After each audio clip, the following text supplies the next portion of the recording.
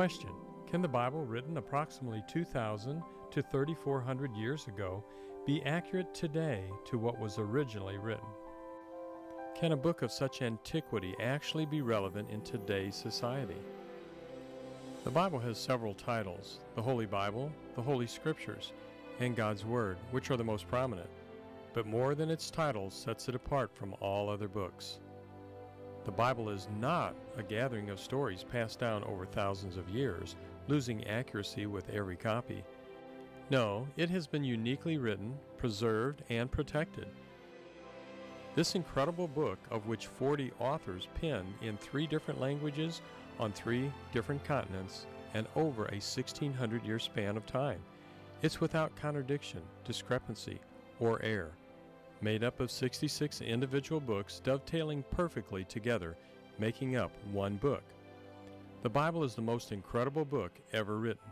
Over 500 million Bibles were sold in 1997 alone.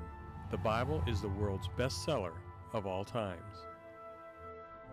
The Bible, unlike any other book, not only explains life, it contains life, for it is spirit and it is truth.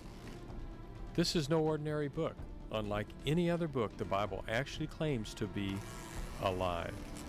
Its words are straight from the very heart of God, carrying God's power and ability to transform lives.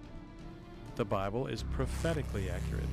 That is, the Bible tells us the future in advance and with pinpoint accuracy, declaring the end from the beginning and from ancient times the things that are not yet done. One such prophecy of the hundreds that are mentioned in the Bible was foretold nearly 3,000 years ago. God put it in the hearts of millions of people to return to a small parched piece of land only about the size of New Jersey. These people came from over 100 nations, previously speaking 85 different languages. They returned to their ancient homeland after nearly 2,000-year exile. They are in the news nearly every day, occupying one of the most valuable pieces of real estate on the planet. Who are they? The Israelites, modern-day Jews, occupying the biblical land called Israel. And when did all this take place?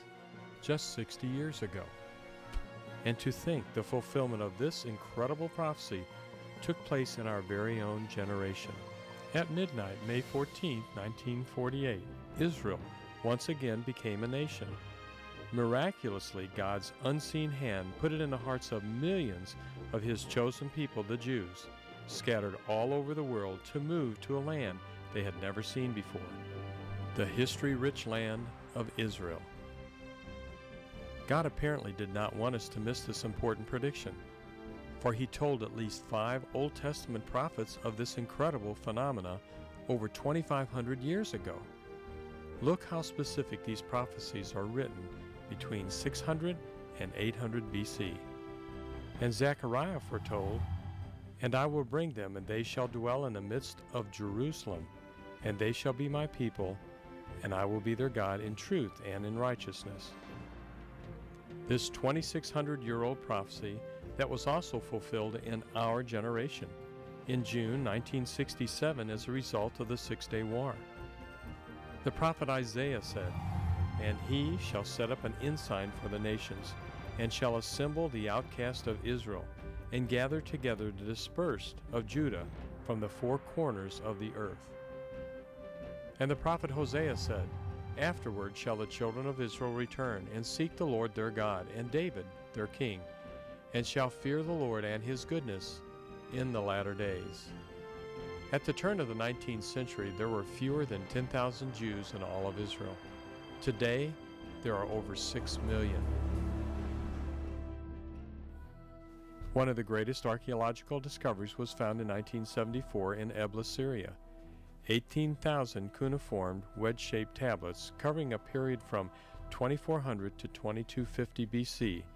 These tablets contain some of the earliest accounts of creation, the Great Flood, an array of Old Testament names and places including the cities of Sodom and Gomorrah, Abraham, David, Israel, and Esau, specifically substantiating many biblical claims that transpired over 4,000 years ago.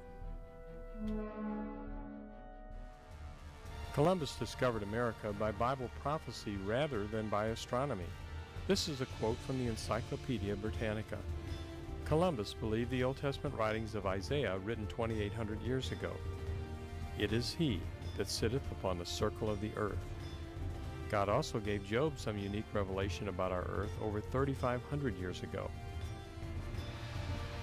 He stretched out the north over the empty place, and hangeth the earth upon nothing. To think, just over 500 years ago, man thought the earth was flat and sat upon the back of a tortoise.